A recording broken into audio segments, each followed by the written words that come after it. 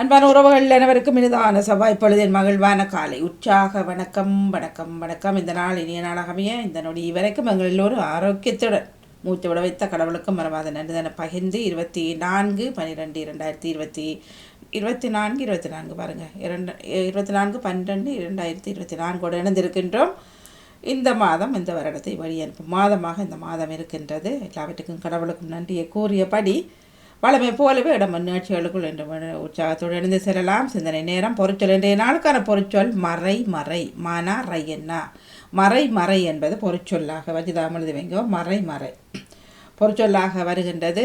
அதனைத் தொடர்ந்து தமிழில் 2 நிமிஷம் மற்றும் இந்த ஒட்டுங்கள் வெட்டுங்கள் அப்படி அதுகளை செய்துட்டு 10:30 சிவதர்ஷினி வந்து கொள்வார். அதனைத் தொடர்ந்து சேகர நிகழ்வு இல்லாவிட்டால் இதுவரைக்கும் காண இல்லாவிட்டால் வஜிதாவின் நிகழ்ச்சியோடு நாங்கள் நிறைவு கொண்டு வரலாம். இன்றைய பொழுது எல்லோருக்கும் ஒரு ஒரு ஒரு பிஸியான பரபரப்பான நாளாக கடைசி நேரம் ஷாப்பிங் அப்படி இப்படி ஓட்டம் எல்லா பக்கமும் இருக்குந்தானே. ஆகவே எல்லோரும் நேர காலத்துடன் வீடு போய் செல்ல வேண்டும் என்று கூறியபடி இப்பொழுது சிந்தனை நேரம் பாரம்பரிய பிள்ளையோர் வணக்கம் வாங்க. இனிமையான காலை வணக்கம். அன்பான சகோதரி திருமதி கலைவாணி மோகன் இப்படி நலமாக உற்சாகமா இருக்குங்க. நல்ல உற்சாகம். நீங்க நலம் தானே? நாங்களும் அதை நலத்தோடு உற்சாகத்தோடு இருப்போம் சகோதரி. நன்றி சகோதரி. அப்படி முதற்க இந்த நாளை காண தந்த என்றென்றும் ஜீவனோடு இருக்கின்ற இயேசுராஜனுக்கு இறுதியத்தின் ஆழத்திலிருந்து கோடி நன்றிகளை சொல்லிக்கொண்டு எங்களோட நன்றி சகோதரர் பாமத்தின் அதிபர்கள் நன்றி சகோதரர் திருவாளர் அடாமோ குடும்பத்தினரையும் மற்றும் பாமத்திற்கு சிறப்பிக்கின்ற அனைத்து குடும்ப உறவுகளையும் தாயத்து உறவுகளையும் மற்ற எல்லோரையும் இயேசப்பா நாமே நீங்கள் நிறைவாக என்றென்றும் சகல ஆசீர்வாதங்களாலும் நீங்கள் அவர்களை ஆசீர்வதிக்க வேண்டியது அவரை சொல்லிக்கொண்டு தண்டிலிருந்து கடவுட்டி மேற்கு வேடுபிள்ளை பாலன் கிறிஸ்தவ மற்றும் இலக்கம் சகோதரி 421 சொல்லிக்கொண்டு புதிய வளமகோட பரிசுத்த வேதாமத்தில புதிய ஏற்பாட்டில யோவானுக்கு வெளிப்படுத்தின விசேஷம் 13ஆம் அதிகாரம் அதில் 18 இறைவார்த்தை இருக்குது. நான் 10 மட்டும்தான். புனித யோவானுக்கு வெளிப்படுத்தின விசேஷம் 13ஆம் அதிகாரம் இறைவார்த்தை 1-10 முடியும். இயேசுவினுடைய பரிசுத்தம் உள்ள நாமத்துக்கு சோத்திரம். பின்பு நான் கடற்கரை மணலின் மேல் நின்றேன். அப்பொழுது சமுத்திரத்திலிருந்து ஒரு மிருகம் எழும்பி வர கண்டேன். அதற்கு 7 தலைகளும் 10 கொம்புகளும் இருந்தன. அதன் கொம்புகளின் மேல் 10 முடிகளும் அதன் தலைகளின் மேல் தூசணமான நாமமும் இருந்தன. நான் கண்ட மிருகம் சிறுத்தையை போல் இருந்தது. அதன் கால்கள் கரடியின் கால்களைப் போலவும் அதன் வாய் சிங்கத்தின் வாயைப் போலவும் இருந்தன. வலு சர்ப்பமானது தன் பலத்தையும் தன் சிங்காசனத்தையும் மிகுந்த அதிகாரத்தையும் அதற்கு கொடுத்தது. அதன் தலைகளில் ஒன்று சாவுக்கேதுவாய் காயப்பட்டிருக்க கண்டேன். ஆனாலும் சாவுக்கேதுவான அந்த காயம் சுஸ்தமாக்கப்பட்டது. பூமியில் உள்ள யாவரும் ஆச்சரியத்தோட அந்த மிருகத்தை பின்பற்றி அந்த மிருகத்திற்கு அப்படிப்பட்ட அதிகாரம் கொடுத்த பலு சர்ப்பத்தை வணங்கினார்கள். அல்லாமலும் மிருகத்திற்கு ஒப்பானவன் யார்? அதனோட யுத்தம் பண்ணத்தக்கவன் யார் என்று சொல்லி மிருகத்தையும் வணங்கினார்கள். பெருமையானவைகளையும் தூஷணங்களையும் பேசும் வாய் அதற்கு கொடுக்கப்பட்டது. அல்லாமலும் 42 மாதம் யுத்தம் பண்ண அதற்கு அதிகாரம் கொடுக்கப்பட்டது. அது தேவனை தூசிக்கும்படி தன் வாயை திறந்து அவருடைய நாமத்தையும் அவருடைய வாசஸ்தலத்தையும் பரலோகத்தில் வாசமாயிருக்கிறவர்களையும் தூசித்தது. மேலும் பரிசுத்தவான்களோட சுத்தம் பண்ணி அவர்களை ஜெயிக்கும்படிக்கு அதற்கு அதிகாரம் கொடுக்கப்பட்டதுமல்லாமல் ஒவ்வொரு கோத்திரத்தின் மேலும் பாசைக்காரர் மேலும் ஜாதிகள் மேலும் அதற்கு அதிகாரம் கொடுக்கப்பட்டது.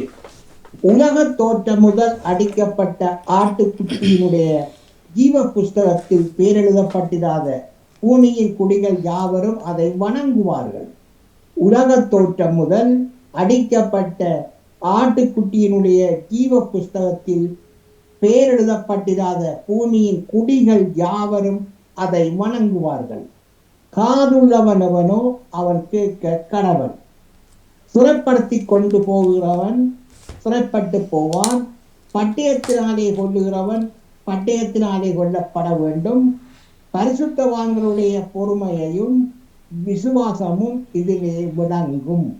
தொடர்ச்சி சோதரி நாளை தொடரணும்னு சொல்லி கொண்டு ஒரு பாடம். இயேசுடைய பரிசுத்தம் உள்ள நாமத்திற்கு தோற்றுறோம். நான் அழுத போதெல்லாம் இயேசு என் அருகில் வந்தவரே, உங்க கரங்களினாலே என் கண்ணீர் துடைக்கவரே. நாம் அழுத போதெல்லாம் இயேசு அருகில் வந்தவரே, உங்க கரங்களினாலே என் கண்ணீர் துடைக்கவரே. அன்பாயிருப்பேன் என்று சொல்வார்கள், அலட்சியமாய் விட்டே போவார்கள். அன்பாய் இருப்பேன் என்று சொல்வார்கள், அலட்சியமாய் விட்டு போவார்கள். அன்பு தருபவரும் நீர்தானையா, அன்பு தருபவரும் நீர்தானையா. உம்மையன்றி எமக்கு யாரையா, உம்மையன்றி எமக்கு யாரையா. நாம் அழுத போதெல்லாம் இயேசு எம் அருகில் வந்தவரே, உங்க கரங்களினாலே எம் கண்ணீர் துடைச்சவரே. உதவி செய்வேன் என்று சொல்வார்கள், உதறி தள்ளிவிட்டே போவார்கள். உதவி செய்வேன் என்று சொல்வார்கள், உதறி தள்ளிவிட்டே போவார்கள். எமக்கு உதவி செய்பவரும் நீர்தானையா. அமேன். எமக்கு உதவி செய்பவரும் நீர்தானையா. உம்மையன்றி எமக்கு யாரையா, உம்மையன்றி எமக்கு யாரையா. நாம் அழுத போதெல்லாம் இயேசுவும் அருகில் வந்தவரே, உங்க கரங்களினாலே எம் கண்ணீர் துடைத்தவரே. உலகம் என்னை வருத்ததையா, உறவுகள் என்னையும் பகைத்ததையா. உலகம் உம்மை வருத்ததையா, உறவுகள் உம்மையும் பகைத்ததையா. வெறுக்காத தெய்வம் நீர்தானையா, உம்மை வெறுக்காத தெய்வம் நீர்தானையா. உம்மையன்றி எமக்கு யாரையா, உம்மையன்றி எமக்கு யாரையா. அன்பான தகப்பனே, மீண்டும் ஒரு புதிய நாளை காண கிருபைகளுக்காக உங்களுக்கு உள்ளத்தின் ஆழத்திலிருந்து கோடான கோடியான செலுத்தவன் ராஜா. சோத்திரன் தகப்பனே, கற்றன் தகப்பனே, உங்கள் எல்லோரும் உங்கள் பிள்ளைகள் ராஜா, எல்லோருக்கும் ரட்சிப்பை அனுப்பி ஆசீர்வதிங்க, வழிநடத்துங்க, பாதுகாத்துக் கொள்ளுங்க. அதுக்காக நான் செலுத்தவன் தகப்பனே, கற்றன் தகப்பனே, உங்களுடைய பிள்ளைகள் பிரியான மார்க்கமாக எந்தெந்த வாகனங்களின் வழியில் சென்று கொண்டிருக்கிறார்களோ, செல்லவிருக்கின்றார்களோ, மற்றும் ஒவ்வொரு இடங்களில் இருக்கின்றார்களோ, எல்லா இடங்களிலும் உங்களோட சமூகம் அவர்களோட கூட வேண்டுகொண்டு ஜெபிக்கிறேன் ராஜா. ஒருவருக்கு கூட ஒரு சிறு விபத்துக்கள், பிறர் மூலம் எந்த விதமான ஒரு ஆபத்துக்களோ, எந்த பிரச்சனைகளோ, எந்த கொள்ளை நோய்களோ ஏற்பட வேண்டும் தகப்பனே. நீங்கள் ஒவ்வொருவரையும் அணு வினாடியும் வேலி அடைத்து நீங்கள் பாதுகாப்பாக வளர்த்து ஜெபிக்கிறேன் ராஜா. அப்படியே சிலவு நீங்கள் வருவமைக்காகவும் இந்த நாளில் பாதுகாப்பாக எடுத்த பொறுமைக்காகவும் நான் சொல்லுவோம் தகப்பனே. தொடர்ந்து இதோடைய ஆசிர்வதிங்க, வளர்த்துங்க ராஜா. அதுக்காக நான் சொல்லுவோம் தகப்பனே. மற்றும் குடும்பங்களுக்குள்ள, கணவன் மனைவிக்குள்ள, பிள்ளைகளுக்குள்ள, குடும்ப உறவுகளுக்குள்ள குழப்பங்களை கொண்டு வருகிற பரம்பரையான சாபங்கள், மந்திர சூனிய சேவின கட்டுக்கள் யாவற்றையும் சர்வ வல்லவருடைய இயேசு கிறிஸ்துவின் நாமத்தினால கட்டிந்து கட்டி அப்புறப்படுத்துறேன். சோத்திரம் தகப்பனே. குடும்பங்களை ஆசிர்வதிங்க, வழிநடத்துங்க. அதுக்கான நன்றி தகப்பனே. மற்றும் அனைத்து சிறுவர்கள் சிறுமிகளுக்கு நிறைந்த ஞானத்தையும் அணுவினாடியும் உங்களுக்கு ஆணி பாய்ந்த காரம் அவரோட கூடவே இருந்து பாதுகாப்பாக எடுத்தவனு ஜபிக்கிறேன். அப்படி இருக்கிற பாதுகாப்பாக நன்றி சொல்லித்தாப்பனே. மற்றும் பாமத்தின் அதிபர் குடும்பம் கைது செய்யும் சகலவற்றையும் நீங்கள் நிறைவாக என்றென்றும் ஆசீர்வதித்து வளர்ந்தவன் ஜபிக்கிறேன் சொல்லிக் ஒரு சோதரி விடப்பட்ட. நன்றி, வணக்கம். மிக்க மிக்க நன்றி பாலன் அவர்களே. இனிய நத்தார் தின வாழ்த்துக்களையும் கூறிக்கொள்கின்றோம் உங்களுக்கும் உங்கள் குடும்பத்தினர்களுக்கும். நன்றி. நாளைக்கு இல்லை தானே, நாளை சிந்தனை, நாளை இல்லை ஒலிபரப்புகள், நாளை இன்றைக்கு வியாழம்பள்ளி இருக்கின்றது. சரியா? போட்ட மாத்திரம் சரியா அதிகம் விளங்க இல்ல ஒரு ஃபேமிலி போட்ட மாத்திரம் உங்களோட மகள் அதிகம் சேர்ந்து அவர பிள்ளை தானே.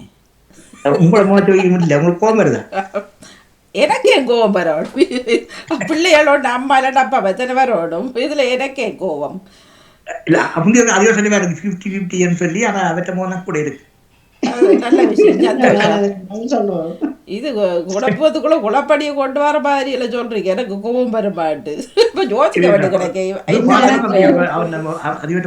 ஆமா ஆமா அனேமா அப்படி அவற்றை பக்கம் தாக்கலன்னா சொல்றது சின்னத்துல எங்கட அப்பா மாதிரின்றது பரவாயில்ல. பிள்ளைகள் யார் மாதிரி இருந்தாலும் ஆரோக்கியத்துடன் இருந்தா சரி, சந்தோஷமா. நல்லது. நாளை நிகழ்ச்சியை தவிர்க்கப்பட்டு வியாழன் வெள்ளி இடம்பெறுகின்றது. இனிய தரத்தின வாழ்த்துக்களும் நன்றி. ராஜினி அக்கா வணக்கமாங்க. வணக்கம் வாணி அவர்களுக்கும் வணக்கம். இல்லை இதில் ஒரு நிமிஷம், இதில் பாலன் அங்கே பார்த்தது ராகவி அதில் இல்லையே இருக்கிறாரோ? அந்த இதில் போடுவீங்க, இதில் போடுற அந்த இது பார்த்துட்டு சொல்றதா உங்களோட நிக்கிறேன். நீங்களும் அதிபர் நிக்கிறேன், மற்ற நடுவில் நிற்கிறார். எடுத்தது நடுவில் நிற்கிறார். நடுவில் அதில் நிற்கிறாரா? இல்ல இல்ல இல்ல இல்ல. என்ன கலர்ன்னு சொல்லுங்க. சாரி சாரியா சட்டையா? உறவு உறவு எழுதுக்குள்ள. ஓகே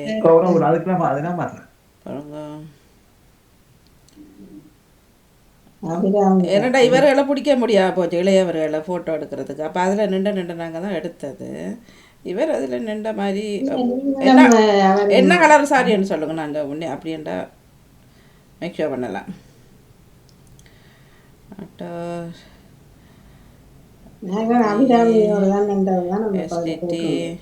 அபிராமி சொல்ற. ஓ வித்தியாசம்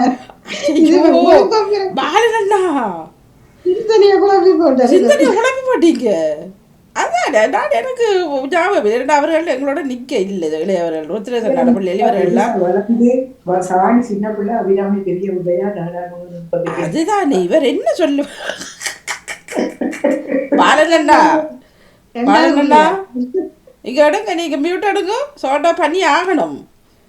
என்னட்டு நீங்க கேட்காம மேக் ஷோ பண்ணாம சொல்லுவீங்க. அப்பா மாதிரி என்ன கலர் உடுப்பு?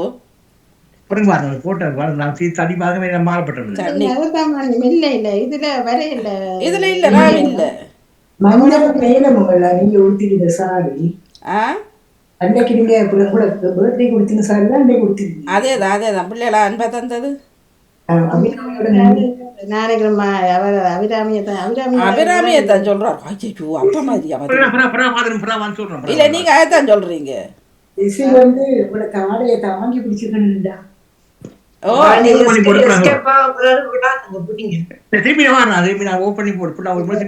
நீங்க இப்ப அந்த உறவுகள் எல்லாரும் அந்த இது எழுதுறதானே சொல்றீங்க. அதுக்குள்ள நான் என்ன கலர் சார்? நீல சாரி அதுல இல்ல. ஏன்னா ராகவி மற்ற ராகவி அபிராமி அபிநயா எல்லாரும் ஒரு மேசல இருந்தார்கள். சரியா? அப்ப நாங்க வெளியில இவர்களை வழி அனுப்ப போற நேரம் அதுல இல்ல, சும்மா அடுத்தே தவிர இவர்கள் வரையில ஹோலுக்குள்ள இருந்துட்டார்கள். அப்ப அதுதான் யோஜரா அவதான் ராவிய கட்டுது. ஒரு படத்துல என்ன காணாம நீங்க எல்லாம் படுத்திருக்கிறீங்கன்ட்டு. அது அபிராமி அபிராமி ராகவி இல்ல. சரி. அப்பா இப்போ ஒரு பிரச்சனை சின்னொரு கலக்கடி உண்டாக்கிட்டு போலாம் தெரியுது. அது அப்பா மாதிரி ஏட்டு வர சொல்லிட்டு போக்க. லண்டன்ல ஒரு ஆள் சுவிஸ்ல லண்டன்ல ஒரு பிள்ளை சுவிஸ்ல. நன்றி ராஜினிய கவனக்கமாக்க. வேலைக்கு நாளே பேச்சிருக்கு. இல்ல பேச்சு இல்ல, வேற எங்கேயாவது வேற பிரச்சனை முடியாம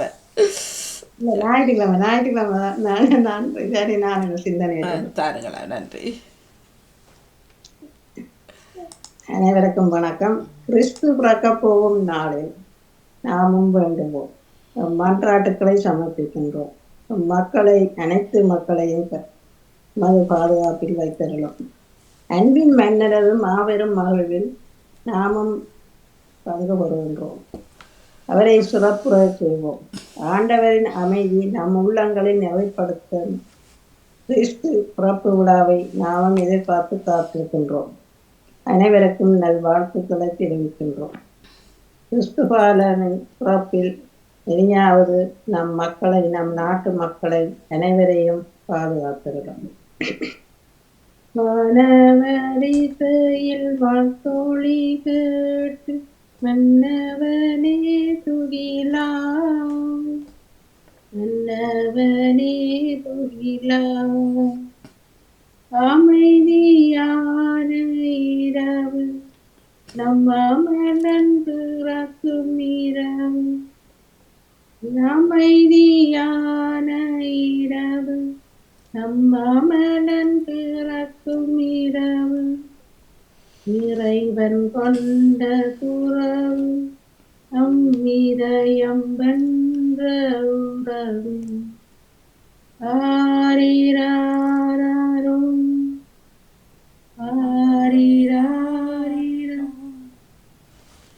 ஆரிராரும் ஆரிராரிரும். நன்றி, வணக்கம். Super super. நன்றி நன்றி, வணக்கம். இன்றைக்கு இரவுக்கு பிறக்க போகின்றார் என்ன? எனக்கு வாசிக்க பாட்டு மரணம் நடந்து இல்லை வேறு மற்றது சொன்னாரோன்னு ஜோதிச்சேன். என்னடா இந்த இதில் போட்டுக்கிறேன் தானே, வாட்ஸ்அப்பில் அந்த அந்த ப்ரொஃபைல் போடுறது தானே. அப்போ அதை பார்த்தாலும் அதுலேயும் இல்லை. அது நான் மட்டும்தான். இதுக்கு முதல் 3 வேண்டாம். அப்போ அதுவும் இருக்காது. இவர் இப்போ தானே பார்த்தவர். அதுவும் அபிராமி அப்பா மாதிரி அபிராமி. நாளில் நாம் தெரிந்த ஒரு உறவு ஊரில் அந்த பிள்ளைக்கு நித்திய இழப்பாட்டிய கொடுத்தல்ல வேண்டும் என்று வேண்டிக் கொள்கின்றோம். 2 குழந்தைகள் 6 வயதும் 3 வயதும். கணவர் வைத்தியர், ஆனால் அந்த பிள்ளையை காப்பாற்ற முடியவில்லை. மனைவியை நேற்று எடுத்தார்கள். சரியான ஒரே அவர் அம்மாவுக்கு ஒரே ஒரு பொம்பளை பிள்ளை எங்க ஊரில் எப்ப நடத்தார்கள். இது என்ன சரியான பாசத்துல வச்சு இந்தியா கனகாரமா இருந்திருக்குவானே. 2 வருஷமா தெரியா கஷ்டப்பட்டிருக்கணும். லிவர் அந்த இதுல அவருக்கு அதை சுவப்படுத்திலாம் போயிட்டு இந்தியாவுக்கெல்லாம் கொண்டு இங்க எல்லாம் நிறைய காசு வச்சுட்டு அதுக்கு இவ்வளோத்துக்கும் கணவர் வைத்தியரா இருந்தா என்ன வருத்தம் பண்ண அவர்களும் அவர் அப்பா வந்து கொஞ்சம் காலத்தை அந்த பிள்ளை சின்ன நேரிக்கைக்கு தகப்பனர் வந்துட்டு. ஆனால் அந்த மன்னர் இருக்கைக்கு அவர் விரும்பித்தான் இருக்கிறது. நல்ல சந்தோஷமா வச்சிருந்தது. என்ன செய்யறது மனைவியா? இப்ப பிள்ளைகள் விளங்கல என்ன சொல்றீங்க? இல்ல ஒரு 42 வயது அந்த பிள்ளைக்கு 2 பிள்ளைகள். தாய் தான் வந்தவர், அம்மா தான் வந்தவர். 6 வயது மாட்டீங்க. அந்த 42 வயசு பிள்ளைக்கு ஒரு 6 வயசு ஆம்பளை பிள்ளையும் 4 வயசு பெண் பிள்ளையும் இருக்குது. ஓகே. அதான் நினைக்க பிள்ளைகள் இருக்க அந்த அம்மாவை இல்லாம போற சரியான கஷ்டம். சின்ன வயது சரியான கஷ்டம். அந்த பிள்ளைகள் நேற்று எடுத்த நேரம் கோயில்ல இருந்ததாகவும் கொண்டு கூட்டி கொண்டு போகக்கூடாது. அப்படியான இடங்களுக்கு தாக்குற இடத்துக்கு கொண்டு போனவையாகும். இப்போ இந்த பிள்ளை வீட்டை வந்த பிறகு ஒரு அம்மா போய் பார்த்துட்டு வருவோமான் நம்ம இது அங்கே இருக்கிறாவா ஹாஸ்பிட்டல் இருக்குமா அப்படி என்ன சொல்ற போகிறது. சரியான அதை கவலைக்கிட அந்த இறந்த பிள்ளையே அவர அம்மா தகப்பனும் அந்த பிள்ளை சின்ன இருக்கீங்க தகப்பனை வந்துட்டு வந்து ஒரு பிள்ளை என்றாலும் நல்ல வடிவா வளர்த்து நல்ல திருமணம் செய்து 2 பிள்ளைகளை பெற்று இப்ப அவ தாய்க்கு தான் கஷ்டம்.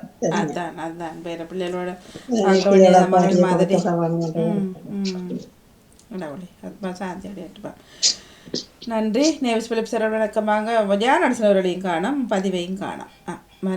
காலை வணக்கம். வணக்கம் பாரதி ராஜா. அன்பு அன்பான உறவுகளுக்கு பாரதராஜா கைதாடு வாரது. சரி வாங்க. நலமா இருக்கிறீங்களா? நான் என்னென்ன கூறி தங்கள் நலம் விரும்புகின்றேன். நலம் நலம், நீங்க நலமா இருக்கிறவன பிரார்த்தனை. அனைவரும் நலமா இருக்க வேண்டும் என்று இந்த வேளையில் இறைவனை பிரார்த்தித்துக் கொண்டு அனைவருக்கும் இனிய காலை உற்சாக வணக்கங்களை கூறி அமைதியான இந்த நாளை எங்களுக்கு தந்த இறைவனை வாழ்த்தி போற்றி வழங்கிக் கொண்டு என்னுடைய நச்சிந்தனை தொடர்ந்து 1560 என்றும் கூறிக்கொண்டு இன்றைய திருப்பாடல் ஆண்டவரின் பேரன்பை நான் என்றும் பாடுவேன் என்கிறது திருப்பாடல்.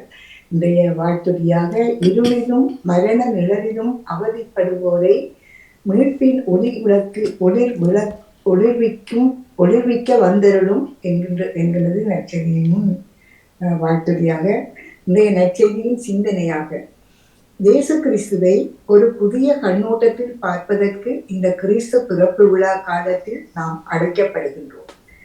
வல்ல கடவுளின் திருமகனாகிய இயேசு மனித உருவெடுத்து நம்மோடு உறவாட வருகின்றார்.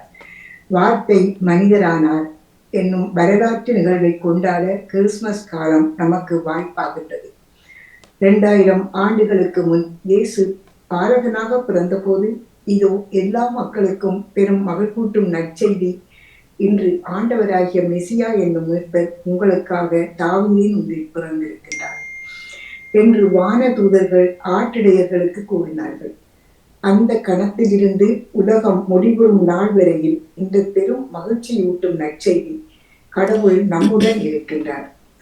பழைய ஏற்பாட்டு காலத்தில் நிகழ்ந்தது போல் அருங்குறிகள் மற்றும் அற்புதங்கள் வழியாகவோ அல்லது கடவுளின் வார்த்தையை பறைசாற்றிய இறைவாக்கினரின் வழியாகவோ கடவுள் எங்கோ வெகு தூரத்தில் இருந்து தன்னை வெளிப்படுத்தவில்லை. மாறாக நம்மை போன்று உருவத்தில் மற்றொரு மனிதனை போல் நம்மோடு உறவாட நம் நடுவே வருகின்றார். கடவுள் என்னும் நிலையில் தான் கொண்டிருந்த மேலான ஆட்சியையும் தெய்வீகத்தையும் துறந்து தன்னைத்தானே வெறுமையாக்கி மனித அவதாரம் எடுக்க திருவுளம் கொண்டார்.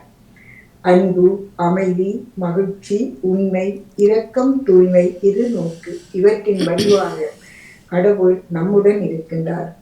நம்முடைய ஆற்றலையும் பலவீனங்களையும் அறிந்த அவர் நம்மை எந்நாளும் பாதுகாத்து அன்பு செய்கின்றார். நமது இளமையிலும் முதுமையிலும் செல்வ நிலையிலும் ஏழ்மையிலும் கடவுள் நம்முடன் இருக்கின்றார்.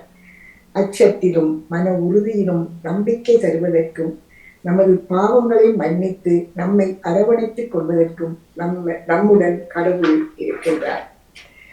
நிறையன்பில் பெருக்கி இறைவா, உம்முடைய படைப்புகளை என்னாலும் உடனிருந்து வழிநடத்துவதற்காக உமது திருமக்களை மகனை இவ்வுலகிற்கு மனித வடிவில் அனுப்பினேன். இந்த கிறிஸ்து பிறப்பு விழா காலங்களில் நாங்கள் சந்திக்கின்ற ஒவ்வொருவருடனும் உங்களுடைய அன்பையும் எதிர்நோக்கையும் பகிர்ந்து கொள்ளும் வரத்தை எங்கள் மனதிற்கு தாரும் என்று வேண்டிக்கொண்டு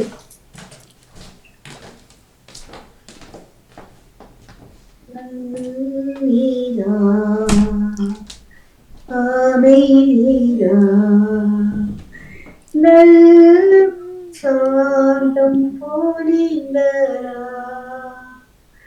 பொங்கும் இன்பம் போதரா புனித வாழ்வை தந்தரா எங்கும் மகிமை நிறைந்தரா இனிமையானரா நல்லீரா அமைதிரா கூட்டம் விழித்தரா தூதர் செய்தி சொன்னரா வானில் வள்ளி விழுந்தரா கர்த்தர் இயேசு பிறந்தரா இனிமையானரா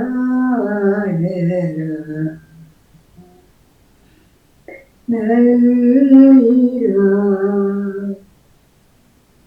அமைதிரா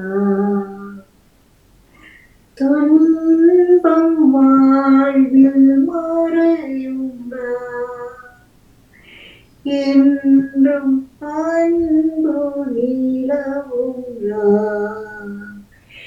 மனதில் தூய்மை துலங்கும் நாளை விடிவை வழங்கும் இனிமையான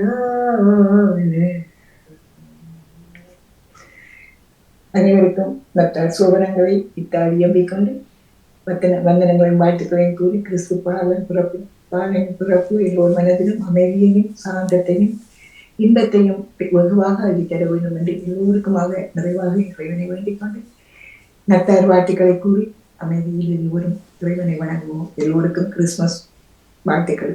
நன்றி, வணக்கம். மிக்க மிக்க நன்றி. உங்களுக்கும் இனிய வாழ்த்துக்கள். நன்றி, வணக்கம். நன்றி, வணக்கம். வஜிதா மோமட்டர்கள் வாங்க. வணக்கம். வணக்கம். அனைவருக்கும் இனிய வணக்கத்தை குறிக்கொண்டு நத்தார் வாழ்த்துக்களையும் குறிக்கொண்டு அனைவருக்கும் அமைதியும் ஆரோக்கியமும் பெற வேண்டும் என்று கேட்டுக்கொண்டு எனது சிந்தனைக்கு வருகின்றேன். வருடத்தின் இறுதிப்பத்தில் இருக்கின்றோம்.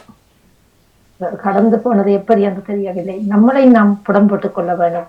அடுத்த வருடத்திலாவது நாம் மற்றவர்களை நாம குற்றம் சாட்டுவதை விட்டுவிட்டு நம்மளில் என்ன பிழை இருக்கிறது, நாம் என்ன பாவங்கள் செய்தோம், மற்றவர்கள் எவ்வாறு நாம் உண்மை செய்தோம் என்பதை நாங்கள் முதலில் தெரிந்து கொண்டு நாங்கள் அன்பை கொடுத்து அன்பை வாங்கி பெற்றுக்கொள்வோம் என்று கேட்டுக்கொண்டும் எனது சிந்தனைக்குள் நான் வருகின்றேன். இஸ்லாமிய மார்க்கம் கூறும் ஒழுக்கவியல்கள் அது மூன்றாக பிரிக்கப்பட்டிருக்கின்றது. முதலாவது என்ன சொல்லப்படுகிறது என்றால் நமக்கான ஒழுக்கவியலை தான் முதல் சொல்கின்றது. நம்மளை நாம புடம் போட்டுக் கொள்ள வேண்டும் தான் சொல்லுது. இரண்டாவது புறனுக்காக ஒழுக்கவியல்கள் என்று சொல்லப்படுது. பிறருக்கு நாங்கள் என்ன செய்ய வேண்டும் என்று சொல்லப்படுகிறது. மூன்றாவது சமூகத்துக்கான ஒழுக்கவியல் என்று குறிக்கப்பட்டிருக்கிறது. இப்ப நமக்கான ஒழுக்கவியலை நாங்க பார்த்தோம் என்று சொன்னால், நாங்கள் ஒருவரை தரக்குறைவாக நினைப்பது, தரக்குறைவாக நினைத்து நாம் தான் பெரியவன் என்ற மதம்பையோடு வாழ்வது, அது தமக்கான ஒரு இந்த ஒழுக்கவியல்களை நாங்கள் பிழையாக நினைப்பதற்காக ஒன்றாகப்படுகின்றது.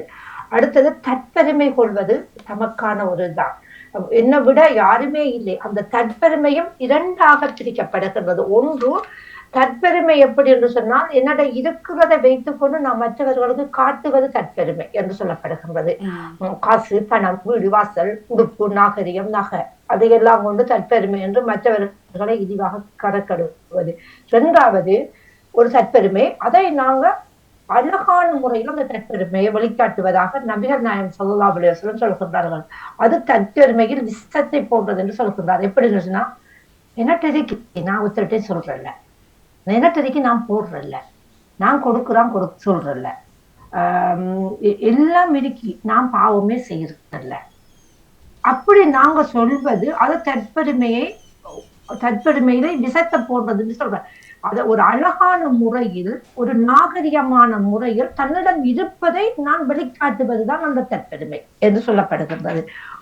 அதிலிருந்து நாங்கள் முதலாவது அதை நாங்கள் கிள்ளி எறிய வேண்டும் என்று சொல்லப்படுகின்றது. என்னண்டு இப்ப என்னட்ட இருக்கு நான் போறேன்ன்ற தற்பெருமைன்னு சொல்றீங்களா? ஆம், அது என்னன்னு சொன்னா, நீங்க சிந்தனை ஒரு ஆள் வாராது அடுத்தது பிறருக்கான ஒழுக்கவியல்கள் எப்படின்னு சொன்னா, எந்த நேரமும் பிறரிடம் இருக்கிற குறைகளை நாங்க தேடிக்கிட்டே இருப்பார்கள். சிலர் நம்மிடம் எவ்வளவோ குறைகள் இருக்கும், அது நம்மட கண்ணுக்கு தெரியாது. பிறரிடம் என்ன குறை இருக்கு, உடுப்பு போடுறதுல பிற, சாப்பிடுறதுல பிற காணுவாங்க, கதைக்கிறதுல பிற காணுவாங்க, நடக்கிறதுல பிற காணுவாங்க, எல்லாத்துலயும் குறைகளை கண்டு கொண்டே இருப்பார்கள். அடுத்தது அவங்கள்ட்ட ஒரு பிள்ளைய கண்டா அத நல்ல முறையில அவங்க சுட்டி காட்ட மாட்டாங்க. ஒரு கல்யாண வீடு, ஒரு பிறந்த நாள் வீடு, எல்லாம் கூட்டமா இருக்கக்குள்ள சொல்லுவார்கள் அந்த குறைய. அப்ப அது கலைத்தறியப்பட வேண்டும். என்ன டைம் பிள்ளைக்கும் உங்கள் டைம் பிள்ளை எத்தனும் 100 வீதம் சரியானவர்கள் அல்ல. ஆனால் அந்த பிள்ளைகளை நல்ல முறையில் நாங்க சுட்டி காட்ட வேணும், மற்றவர்களுக்கு காட்டக்கூடாது. என்னன்னு சொன்னா, உங்களோட குறைகளை நீங்க மறைக்காத வரை நான் உனது குறைகளை மறைக்க மாட்டேன் என்று அவ சொல்றான். நான் வெளிக்காட்டுவேன். ஒரு விபச்சாரம் செய்த ஒரு பெண்ணாக இருந்தாலும் அந்த குறை அழகான முறையில் சுட்டு காட்டுங்கள் என்று சொல்லப்படுகிறது. அவர் செய்கிற பாவம் என்று சொல்லி காட்ட, அதுக்காக ஆக்களுக்கு நேர வைத்து நாங்க சொல்ல கூடாது. ஆனால் அவங்க கொடுக்கின்ற தண்டனை அவங்க சொல்லி கேட்காத வகையில் அது 4 பேர் நியமிக்கப்பட்டால் அவர்களுக்கான தண்டனையை பொது இடத்தில் கொடுக்கப்பட வேண்டும் என்று சொல்லுது. ஏன்னு சொன்னால் மற்றவர்கள் செய்யக்கூடாது என்பதற்காக. அது ஒரு குற்றம். விபச்சாரம் செய்வது குற்றம். அவர் செய்கிறார் என்பது எங்களுக்கு ஒருவருக்கு தெரிந்திருந்தால் அந்த குறையை அவரிடம் சொல்லி நாங்கள் விளக்கப்பட வேண்டும் என்பது சொல்லப்படுகிறது. அது போல களவு அவர் செய்தார் என்று சொன்னால் கையை வெட்டும்படி இஸ்லாமிய மார்க்கம் சரியத் சட்டத்தை சொல்கின்றது. ஆனால் அங்கு ஆராயப்பட வேண்டும், ஏன் களவு செய்தார், எதற்காக செய்தார், என்ன காரணம் களவு செய்தார் என்றது. பசியின் காரணமாக களவு செய்திருந்தால் அங்கு மன்னிக்கப்பட வேண்டும் என்று சொல்லப்படுது. அந்த பசிக்கு காரணம் வசதி படைத்தவர்கள் என்று சொல்லப்படுகிறது. அந்த ஏழை ஒன்று களவெடுக்கிறதுன்னு சொன்னால் நாங்க தான் அதுக்கு காரணம். அந்த அயலவர்கள் ஒரு பிள்ளை செய்கிறார் என்றால் அந்த அயலவர்கள் 40 வீடுகள் காரணம் என்று சொல்லப்படுகிறது இஸ்லாமிய மார்க்கம். அயலவர்களோடு பிணைந்து வாழுங்கள் என்று சொல்லப்படுகிறது. அந்த அயலவர்களை நாங்க நேசிக்க வேண்டும். அவங்கள்ட்ட என்ன குறைக்கு, அவங்க ஏன் இப்படி செய்யறாங்க, அதுக்கான காரணம் என்ன என்பதை தேடும்படி சொல்லுகிறது. எத்தனை பேர் தேடுகிறோம் என்பது எனக்கு தெரியாது. ஆனால் இஸ்லாமிய மார்க்கம் அதை வலியுறுத்துகின்றது என்று சொல்கிறது. அடுத்தது சமூகத்தின் அந்த ஒழுக்கங்கள் பற்றி சொல்கிறது. அது அந்த என்ன சொல்றதுன்னா, நாங்க சமூகத்தின் ஒழுக்கவியல்கள் எப்படி சொல்லுதுன்னா, நாங்க ஒரு தாய்களை கௌரவப்படுத்தி வாழ்வது போல, எமது தாயை நாங்கள் கௌரவப்படுத்தி வாழ்வது போல மற்றவரின் தாயை நீங்கள் ஏசாதீர்கள் என்று சொல்லப்படுகிறது. ஏனென்று சொன்னா, நீங்க ஒரு தாய்க்கு உங்களோட மத்தாக்களோட தாய்க்கு நீங்க தூசணம் சொல்லியோ கூடாத கெட்ட வார்த்தைகள் சொல்லியோ பேசுனீங்கன்னு சொன்னா அவர் என்ன செய்வார், உங்கள் தாய்க்கு பேசுவார். அது தவிக்க முடியாத ஒன்று என்று சொல்லுவார். மற்றவர்களின் மதங்களை நீங்கள் இழிவுபடுத்தாதீர்கள் என்று சொல்லப்படுது. மற்றவர்களின் மதங்களை நீங்கள் இழிவுபடுத்தினீங்க என்று சொன்னா கட்டாயம் நம்மட மதத்துக்கு உங்களோட இறைவனுக்கு இழிவுபடுத்தப்படுவீர்கள். உங்களோட மதத்துக்கான சுதந்திரம் கொடுக்கப்பட வேண்டும். அதுல பிள்ளை இருந்தால் நீங்க சுட்டிக்காட்டுங்கள் அழகிய முறையில். அதை அவர்கள் ஏற்றுக்கொள்ளாவிட்டால் நீங்க விட்டு விடுங்கள், அது அவங்கள்ட்ட பிரச்சனை. அதுக்காக எந்த மார்க்கம் தான் உயர்த்தி என்று நீங்க சொல்லாதீர்கள். அப்படின்னால் அவர்கள் உங்களோட மார்க்கத்துக்கு பேசுவார்கள் என்று சொல்லப்படுது. சமூகத்தின் அந்த ஒழுக்க வீரர்கள்ல ஒன்றாக சொல்லப்படுகிறது. அடுத்தது அண்டை வீட்டாரும் உறவினர்களுக்கும் அடுத்தது பிரயாணத்தில் இருப்பவர்கள், கூட்டாக இருப்பவர்கள், வழிப்போக்கர்கள், அடிமைகள் என்று சொல்லப்படுது. நாங்க வீட்டுல வேலைக்கு வைத்திருவர்களை அடிமையாக சித்தரிக்கப்படுகின்றது. இப்ப அந்த அடிமைகளுடைய குறைகளையோ அவர்களோட பிழை செய்துட்டு அதை வெளிப்படுத்துவதையோ அதையெல்லாம் நீங்க செய்யாதீர்கள். அது சமூகத்தின் இதாக சொல்லப்படுகிறது. வீண் பெருமையையும் நீங்க தவித்துக் கொள்ளவும், கர்வத்தையும் தவித்துக் கொள்ள வேண்டும். அதெல்லாம் சமூகத்தின் குறைபாடுகளாகவும் இருக்கிறது, எம்மடையதாகவும் இருக்கிறது, தமக்கான இதிலையும் இருக்குது, ரெண்டுக்கும் பறக்கிறது. இப்ப உதாரணமாக சவுதி அரேபியாவை பார்த்தீங்கன்னு சொன்னால் அது ஒரு இஸ்லாமிய நாடு. அங்க சரியத் சட்டங்கள் நிறைவேற்றப்படுகிறது. அங்க போகின்றார்கள், வறுமை கோட்டில் உள்ளவர்கள் தான் அங்க போகின்றார்கள். இப்ப நாங்க குடும்பத்தோடு நாங்க புலம்பெயர்ந்து வந்திருக்கிறோம். இங்கு எவ்வளவு வேதனை இருக்குது. எனது குடும்பம் என்னோட தான் இருக்குது. நான் எனது உடம்புறப்புகளை தான் விட்டுட்டு வந்திருக்கிறேன். ஆனால் சவுதிக்கு மற்ற நாடுகளுக்கு போறவர்கள் அப்படி அல்ல.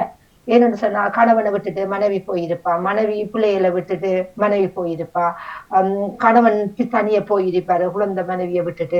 அவங்களோட நிலைமை எங்களை விட வித்தியாசமான ஒரு நிலைமை. காலமெல்லாம் அந்த வெயில்ல நின்று உழைக்க வேண்டியவர்கள், அவங்களுக்கு வாழ்வாதாரம் இல்லை. அவங்க உழைச்சாதான் அவங்களுக்கு அந்த காசு கிடைக்கும்.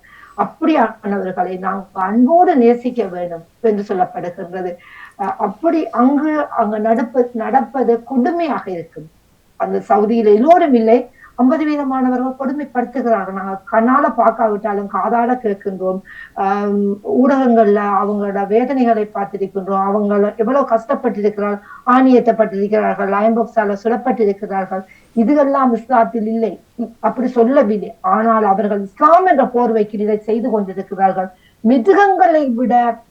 மிருகங்களுக்கு கூட நாங்க வாய் பேசாத மிருகங்களை கூட பாரச்சுமைகளை ஏற்ற வேணாம் என்று சொன்ன வழிமுறையில வந்த நாங்கள் இப்படி செய்வது மிகவும் பாவமானது ஒன்று. உங்களுக்கு அவங்கள பிடிக்கலையா, அவங்க போய் சொல்லிட்டு வந்தாங்களா, மாற்று பேர்ல போயிட்டு வந்தாங்களா, உங்களுக்கு விருப்பம் இல்லையா, அவங்களை அழகிய முறையில் நீங்க தவித்துக் கொள்ளுங்கள், அடிமைகளை நீங்கள் விலக்கி விடுங்கள் என்று சொல்லப்படுகிறது. ஏனென்று சொன்னால் நபிகள் நாயம் ஸல்லல்லாஹு அலைஹி வஸல்லம் நபி தோழர்கள் அதை செய்து காட்டியிருக்கின்றார்கள். உதாரணமாக முதல் வாங்கு சென்றவர் ஃபிலால் ரலி என்று சொல்லப்படுகின்ற ஒரு நீக்ரோ, ஒரு ஆப்பிரிக்க நாட்டை சேர்ந்த ஒரு அடிமை. அவர் மிகவும் இந்த சித்திரவதை செய்யப்பட்டிருந்தார் அந்த காலத்தில். அவர் ஏலத்தில் ஒரு சந்தையில் அடிச்சு சாகுற அளவுக்கு 90 கிலோ உயிர் இருக்கிற நேரத்துல தான் அவரை தூக்கி வீசிட்டு, யாராவது இந்த அடிமையை விலைக்கு வாங்க மாட்டீர்களா என்று கேட்டார்களாம். அப்பொழுது அபூபக்கர் அலி அவர்கள், உமர் அலி, அந்த நபிகள் நாயத்தின் நபி தோழர்களில் மிகவும் நெருங்கிய தோழர், முதலாவது கலீஃபா, அவரை விலைக்கு 100 திர்ஹங்களுக்கு வாங்கி நோய்களை, காயங்களை ஆற்றி அவருக்கு கௌரவப்படுத்தினார். முதல் அவர்தான் இஸ்லாமியர்களுக்கான அழைப்பு, அல்லாஹ் அக்பர் என்ற வாங்க சொல்லக்கூடிய பாக்கியத்தை கொடுக்கப்பட்டது. அந்த மக்காவில் ஒரு ஈச்ச மரத்தின் குட்டியில் நின்று வாங்க சொல்லி அழைப்பை கௌரவிக்கப்பட்டிருந்தார். அப்படிப்பட்ட ஒரு சமூகத்தில் வந்த நாங்கள் ஏன் அப்படி செய்ய வேண்டும் என்பது எனது கேள்விக்குறியாக இருக்கிறது. அடுத்தது, நாங்க மறுமை நாளை நம்பக்கூடியவர்களாக இருக்கிறோம். இந்த உலகம் எங்களுக்கு இல்லை. நாங்க மறுமை நாளை நம்புகிறவர்களாக இஸ்லாமிய மக்கள் மார்க்கத்தில் சொல்லப்படுகின்றது, அந்த மறையில் சொல்லப்படுகின்றது, அந்த ஒழுக்க விழுமியங்கள் சொல்லப்படுகின்றது. ஆனால் இந்த உலகத்தில் நாங்கள் என்ன செய்கின்றோம் என்பதை நாங்கள் யோசிக்க வேண்டும். அடுத்தது, சாலை ஓரங்களில் நீங்கள் அமராதீர்கள் என்று சொல்லப்படுகிறது. அமராதீர்கள், சாலை ஓரத்தில் ஒழுக்கவியல்களை கடைப்பிடிங்கள் என்று சொல்லப்படுகிறது. உதாரணமாக, நாங்க எங்களோட வீடை நாங்க சுத்தமாக வைத்திருப்போம், எங்களோட ஆடைகளை நாங்க சுத்தமா இருப்போம், குப்பைகளை கூட நாங்க ரோட்டெல்லாம் போடுவோம். அந்த சாலைகள்ல நாங்க மத்தாக்குறது என்று நினைக்கிறோம். அது சாலை என்பது பொதுவான ஒன்று, அதுல நீங்க கவனமாக இருக்க வேண்டும். அடுத்தது, வெங்காயம், வெள்ளைப்பூடுகளை சாப்பிட்டு விட்டு கூட நீங்க பள்ளிவாசலுக்குள் நுழையாதீர்கள், திருமண விடயங்களுக்கு போகாதீர்கள், சாப்பாட்டு இடத்தில் போகாதீர்கள்.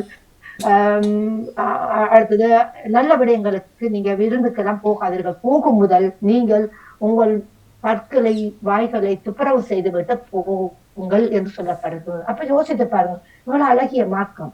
ஏன் சொல்கின்றார்கள்? சிலருக்கு வெங்காய வாடை பிடிக்காது, வெள்ளைப்பூடு வாடை பிடிக்காது. நாங்க அப்படியா இருக்கிறோம்? எங்களை முதல் நாங்க படம் போட்டு காட்ட வேண்டும். மற்றவர்களை சொல்ல இஸ்லாம் இஸ்லாம் இஸ்லாம் என்று நாங்க சொல்கின்றோம், 5 நேரம் தொழுகின்றோம், 5 கடமைகளை நிறைவேற்றி கொண்டிருக்கின்றோம். ஆனால் நாங்கள் இஸ்லாம் என்றால் என்ன என்று முதலில் படிக்க வேண்டும். குர்ஆன் என்பது நாங்க வீட்டுல ஓதுறதுக்கு வரவில்லை. அந்த குர்ஆன் வந்தது, அது எங்களோட ஒரு வழிகாட்டல், வாழ்வியல். அதில் என்ன சொல்லப்பட்டிருக்கின்றது? நீங்க தீமைகள் செய்து கொண்டே இருப்பீர்களாக இருந்தால் உங்களை பூமி விழுங்கி விடும் என்று சொல்லப்படுகின்றது. என்னடா பூமி விழுங்குமா? அதுக்கு என்ன வாய் இருக்கா? நாங்க சிந்திப்போம். ஏன் சொல்லுகின்றது? நீங்கள் அதை தமிழாக்கத்தில் பாருங்கள். பூகம்பம் என்பதை ஒன்றை நிறுத்தி உங்களை விழுங்கி விடும் பூமி என்று சொல்லப்படுகின்றது. அப்ப நாங்க நினைப்போம், அதை புரிந்து கொண்டு நாங்க வாழ வேண்டும், புரிந்து கொண்டு அந்த குர்ஆனை நாங்க வாசிக்க வேண்டும். அந்த புரிந்து கொண்டு நாங்கள் அதை இதுக்கு அரபுல நாங்க வாசித்து பிஸ்மில்லாஹிர் ரஹ்மானிர் ரஹீம் என்று வாசித்து போட்டு போறதுல ஒன்றும் இல்லை. அது நான் வாசிக்கிறேன், நீங்கள் அது என்ன சொல்லப்பட்டிருக்கிறது? அது வாழ்வியல் ஒன்றும், இந்த உலகத்துக்கான வாழ்வியல். அங்க இறைவன் கேட்க போகின்றான், என்ன கேட்க போகின்றான்? இந்த குர்ஆனில நீ குர்ஆனை ஓதுனியா? நான் 30 விஷயம் ஓதுனேன், ஒரு வெள்ளிக்கிழமை நான் முடிச்சிருவோம் குர்ஆனை, தமாம் செஞ்சுட்டேன், அப்படி சொல்வதில்லை. அதன் முறையில் நீ வாழ்ந்தீரா? அதுதான் அங்கு கேட்கப்பட போகின்றது. அதுக்கான அந்த ரிசல்ட்ஸ் தான் எங்களுக்கு கொடுக்கப்படுகின்றது. பட்டோலைகள் என்று சொல்லப்படுகின்ற அந்த நன்மை தீமையின் அந்த தரவுகள் பெறப்பட போகின்றது. எப்பொழுதும் குர்ஆனின் வாழ்வியல், அல் கதீஸ், நபிகள் நாயகம் காட்டி சென்ற முறை தான் அல் கதீஸ். அதன் முறையில் நீ வாழ்ந்தீரா என்றுதான் கேட்கப்பட போகின்றது. எங்களை சுற்றி இருக்கின்றவர்களை நாங்கள் அழகிய முறையில் பார்க்க வேண்டும். அது எந்த மார்க்கமாக இருந்தாலும் பரவாயில்லை. உதாரணமாக நம்ம இந்த ஐரோப்பிய நாட்டை நான் எடுத்துக்கொள்வேன், உண்மையிலே சந்தோஷப்படுவேன். எத்தனையோ இஸ்லாமிய நாடுகள், வசதி உள்ள நாடுகள் இருக்கிறது, எத்தனையோ வறுமை கோட்டத்தில் வாழ்கின்ற மக்கள் வாழ்கின்றார்கள். அவர்களை எடுத்தவர்கள் காலம் எல்லாம் வைத்திருக்க மாட்டார்கள். பிள்ளை பிறந்தா அவர்களுக்கு வரி உரிமை கொடுக்க மாட்டார்கள், உணவு கொடுக்க மாட்டார்கள். ஆனால் பெருமையாக சொல்லிக் கொள்வார்கள், நாங்கள் இஸ்லாமியர்கள் என்று. இந்த நாடுகள் ஒரு கிறிஸ்தவ மார்க்கத்தை செய்கின்ற ஈசா நபி எஸ்நாதர் என்று சொல்கின்ற வழிமுறையில் வந்தவர்கள். அவர்கள் எவ்வாறு வைத்திருக்கின்றார்கள் இந்த மக்களை? வாங்க இருங்க, உங்களுக்கு சாப்பாடு, வரி உரிமை எல்லாம் கொடுக்கின்றார்கள். ஏன் உங்களால் செய்ய முடியாது? இஸ்லாம் அதைத்தானே சொல்கின்றது. மற்றவர்களை பாருங்கள், உங்களுக்கு தந்த பணம் உங்களுடையதல்ல, உங்களோட உழைப்பு உங்களுடையதல்ல என்று சொல்லுது. ஏனென்று சொன்னால், நாங்கள் தொழுகின்ற தொழுகையில் எங்களோட ஒவ்வொரு உடல் உறுப்புக்குமான நன்கு சொல்கின்ற தொழுகை கூட இருக்கின்றது. என்னட்டு ஒன்றும் இல்லை என்று சொல்ல முடியாது. ஒரு மனிதன் பொறுமதிக்குரியவன். இறைவன் ரெண்டு உறுப்புகளை தந்திருக்கின்றான். ஏன்? ஒன்று ஒரு கண் பார்வை இருந்தால் நாங்கள் மற்ற கண்ணால பார்க்கிறோம், ஒரு காது கட்டி மற்ற காதால கேட்கிறோம். ஏன் என்று சொன்னால், உன்னுடைய எதிர்ப்பதை மற்றவருக்கு கொடு. அதைத்தான் சொல்லப்படுகிறது அந்த இஸ்லாமிய மார்க்கம். மற்ற மார்க்கங்களும் அதை சொல்கின்றது. ஆனால் நாம சேர்ந்திருக்கிற மார்க்கத்தில் என்ன சொல்கின்றது, அதைத்தான் நாங்க பார்க்க வேண்டும். அடுத்தது, தாய் தந்தைகளை சபிப்பது பெரும் பாவங்களில் ஒன்றாகும். அவர்களை சபிக்க கூடாது. நாங்க அவர்களை நல்ல முறையில், இப்ப வயதுக்கு படங்கள் வந்துருக்கு, எத்தனையோ சாட்டு போக்கு சொல்லலாம். நாங்க வேலை நாங்க வச்சிருந்தோம். அப்ப நான் பிறந்தவன் எங்க அம்மா கொண்டு போய் என்ன கொண்டு எங்கேயாவது கொண்டு போட்டிருந்தா நான் இந்த அளவுக்கு வந்திருப்பேனா? இல்ல. அப்ப ஏன் நாங்க அவங்கள மட்டும் அப்படி யோசிக்கணும்? அதை கேட்கணும். சைத்துக்கொண்டு வீட்டு எல்லாருமே வேலைக்கு போறாங்க, எல்லாருமே இருக்கிறாங்க. இல்ல, நாங்க விரும்பி போறோம். அவங்கள நாங்க எவ்வளவு கேவலமா பாக்குறோம். ஒரு பார்ட்னர் வந்து விட்டா சரி, நாங்க அவங்கள வெள்ளி தள்ளியாலே போட்டு விடுவோம். ஆரம்ப காலத்தில் அந்த நாகரிகமும் நவீனங்களும் கூட கூட எங்களோட மனங்கள் விழுந்து கொண்டு போகுது. இடம்ப விட மோசமாக போகுது. கவல் பிடித்து போகுது. துருப்பிடித்து போனா அதை நாங்க கலட்ட முடியாது. அப்படி போயிட்டு எங்களோட மனங்கள் எல்லாம். ஏன்னு சொன்னா, அந்த காலத்துல எல்லாம் எங்களோட பாட்டி, எங்களோட மூத்த பெற்றோர்கள் எல்லாம் யோசித்து பாருங்க, அவங்களை எல்லாம் எங்க கொண்டு போட்டோம்? வயது மரத்தில நாங்க கொண்டு போட்டோம். பக்கத்துல ஒரு வீட கட்டி, ஒரு குடியில கட்டி தான் வைத்திருந்தோம். எவ்வளவு அன்பாக இருந்தோம். இன்றைக்கு பெரிய வீடு இருக்குது, ஆனா 2 பேர் தான் இருக்கிறோம். அந்த 2 பேர் ஆளுக்கு ஒரு டெலிபோன்ல நோண்டி கொண்டிருக்கோம்.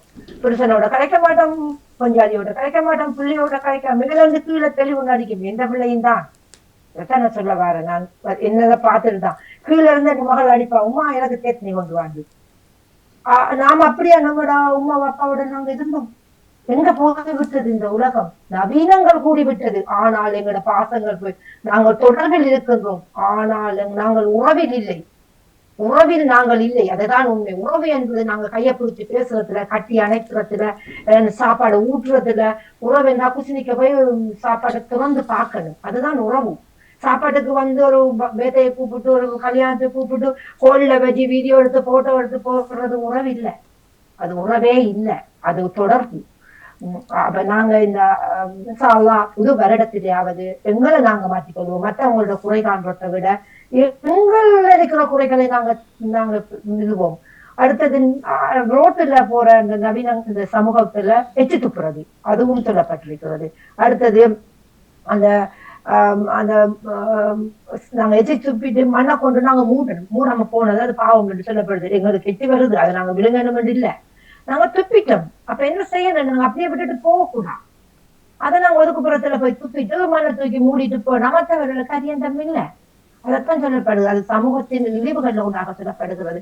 அப்ப அதெல்லாம் நாங்க நினைச்சு நாங்க வாழ்ந்தோம்னா இந்த உலகத்துக்கு ஒரு சமூக நல்ல பிரஜைகளை எங்களோட குழந்தைகளுக்கு நாங்க கொடுப்போம்.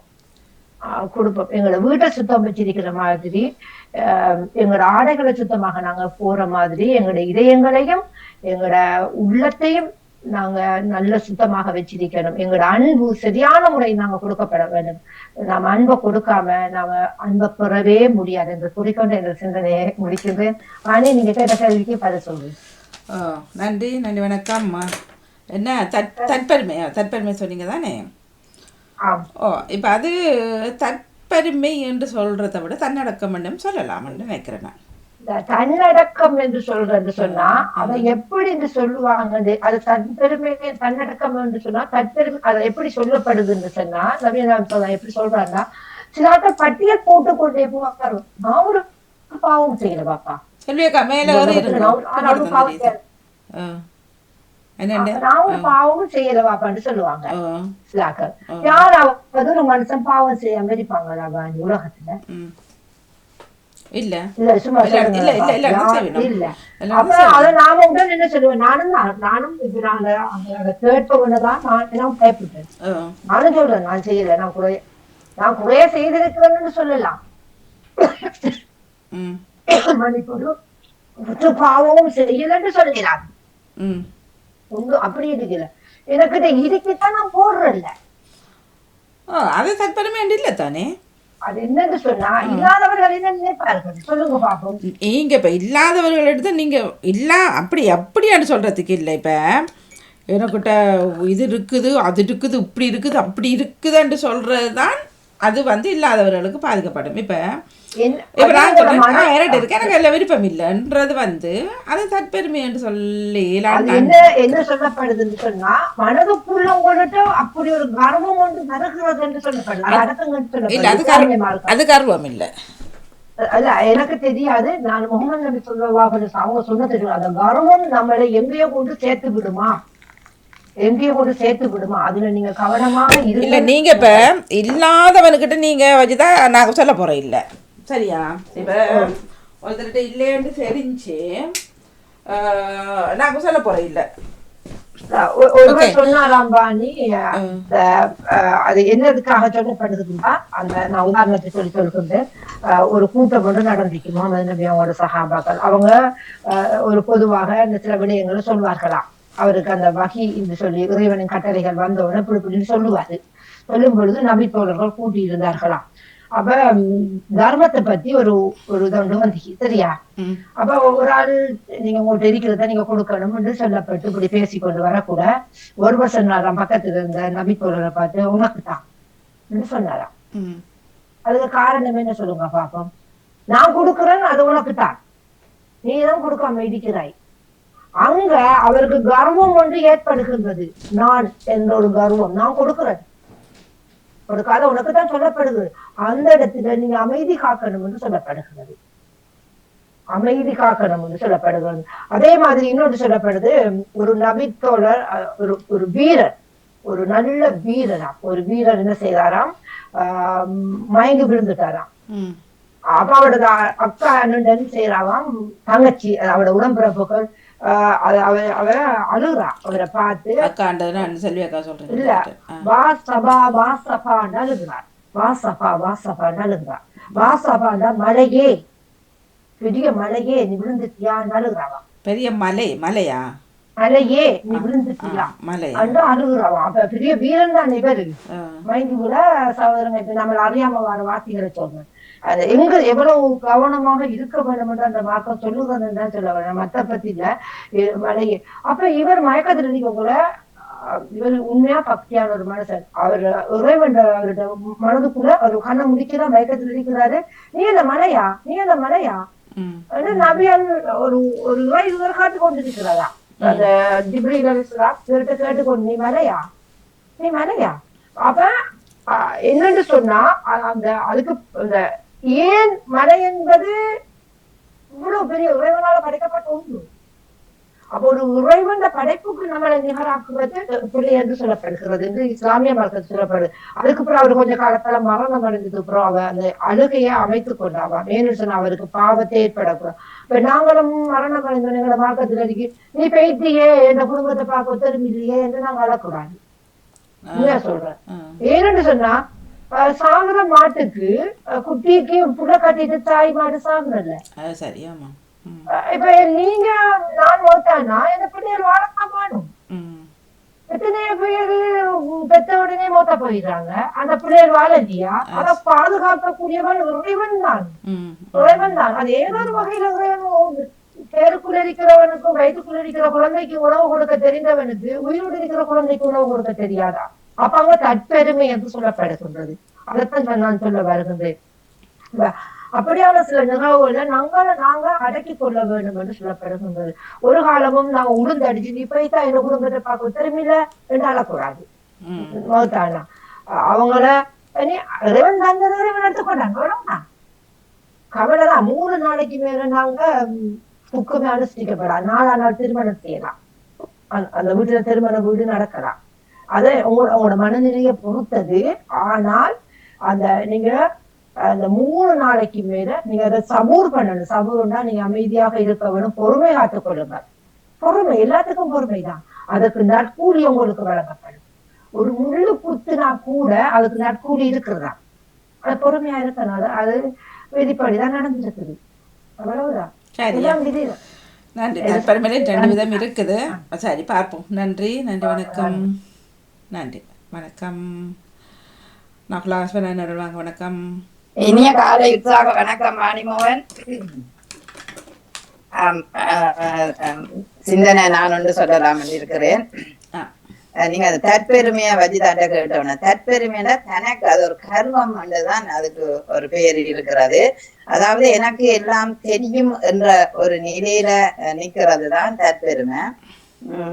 அது எப்படி நாங்க பாக்குறோம்டா, அந்த நாணர் பொருளும் ஆடமரம், நான் நிப்பேன் இந்த புயல் காற்றை எதிர்த்து நிப்பேன் அவர் நிக்க கடைசியா வீசின காற்றார் அவர் விழுந்து விட்டார். அப்ப அது மாதிரி தற்பெருமை கொண்டு நான் நிமிந்துதான் நடப்பேன் என்று நினைத்து கொண்டு ஒரு மலை மேல ஏறி நீங்கள் என்றால் அது விழத்தான் வேணும். ஏன்னா நீங்க எப்பவும் அப்படி நடக்க மாட்டேன். தற்பெருமை இல்லை, அது நம்பிக்கை. எது அது தற்பெருமை. மலையில நான் இப்ப நடப்பேன்ன்றது தற்பெருமை இல்லை, அது நம்பிக்கை. இல்ல மலையில ஏறுவன், அதாவது மலையில ஏறிக்குள்ள நீங்க மேல பார்த்து கொண்டுதான் ஏற வேணும். கீழே பார்த்து கொண்டு ஏறினா நீங்க விழுந்து விடுவீங்க. அவர் நம்பிக்கலாம். அப்ப அவர் ஒரு கர்வம், நான் ஏறுவேன் என்ற நம்பிக்கையும் இருக்கு. நம்பிக்கை வர கர்வம் வர, அது நம்பிக்கை இருந்தாலும் நம்பிக்கைன்ற ஒரு பலம் வருதுதான் அவருக்கு. நான் ஏறுவேன் என்றது சரி, ஏறுவேன் என்றது சரி. ஆனால் அந்த மனம் அவருக்கு இருக்குது. ஆனா மரமேல ஏறிக்கொண்டு போய்க்கதான் அதுல உள்ள புயல் காற்று, சூழல், காற்றமுகம் அதுகள்ல மாற்றம் அடைந்தால் அவருக்கு விழுந்துடும். நம்பிக்கை அடிப்படையில் அவர் போறார். நம்பிக்கையின் அடிப்படையில போகலாம். ஆனா வெற்றி அடைவருன்றது சில நேரம் இருக்காது. அதுக்கும் தற்பெருமைக்கும் என்ன இருக்குது? அதுல ஒரு மலையத்தான் நீங்க சொல்றேன். சில நேரம் ஏற தெரியாது, ஆனால் மலையில ஏறுறாருண்டா அவர் விழுந்து விடுவார். நான் ஏறுவேன். அதாவது சில பேர் சொல்றதுதான், எனக்கு தெரியான்னு சொல்ல மாட்டேன், எனக்கு எல்லாம் தெரியும் ரெண்டுட்டு போறது, மேடையில நின்றுட்டு பிறகு பேசாம இறங்கி வருவேன். அவருக்கு தற்பெருமை நான் பேசுவேன். ஆனா அந்த நம்பிக்கையில போறார், ஆனா பேச முடியாம கீழே இறங்குறேன். அப்படியும் இருக்குதானே. நம்பிக்கைன்னு சொல்லாம தற்பெருமை இல்ல இல்ல, அது அது ஒரு நம்பிக்கையின் அடிப்படையில அவர் சொல்றாரு. நம்பிக்கையின் அடிப்படையில போனாலும் தோல்வியே அடைய வேண்டி வருது. இல்ல அது வரும் தானே. நம்பிக்கை வெற்றி தோல்வி எல்லாத்துலயும் இருக்கும் தானே. இப்ப கர்வம் போறார். ஆனா அவருக்கு கர்வம், நான் ஏறித்தான் முடிப்பேன் என்று அவர் இருக்கிறார். அந்த நம்பிக்கை பெறம் வேணும். ஆனால் அவரால் அந்த சூழலை சமாளிக்க முடியாம அதுல அவர் பெருமை என்றது அந்த மேடையில ஏறி அங்க விளாசி தள்ளுறது, தன்னை பற்றியே பேசிக்கொண்டிருக்கிறது தான் தற்பெருமை. அது தண்ட பெருமைகளை பேசிக்கொண்டிருப்பார்.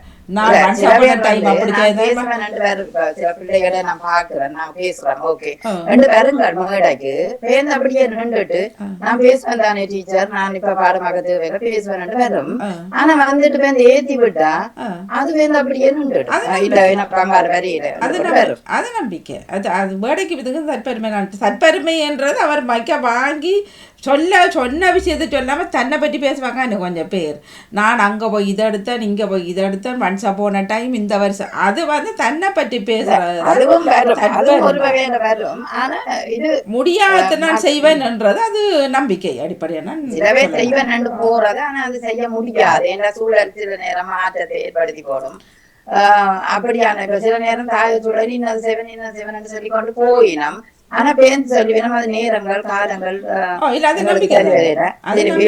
அப்படியும் இருக்கும். சரி, அதுக்கே நாங்க தக்கப்படவான். என்னுடைய சிந்தனை மறந்து இல்ல இல்ல தக்கப்பட இல்ல. நீங்க சொன்ன ரெண்டு உதாரணம் நம்பிக்கை. இப்ப மேடையில நீங்க சொன்னபடியினால அது நம்பிக்கை.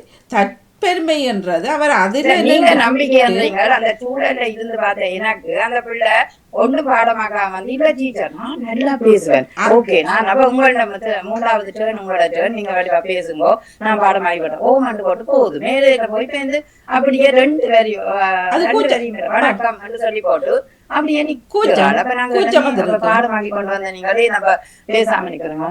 அது எனக்கு முதல் தெரிஞ்ச மாதிரி இருந்தது.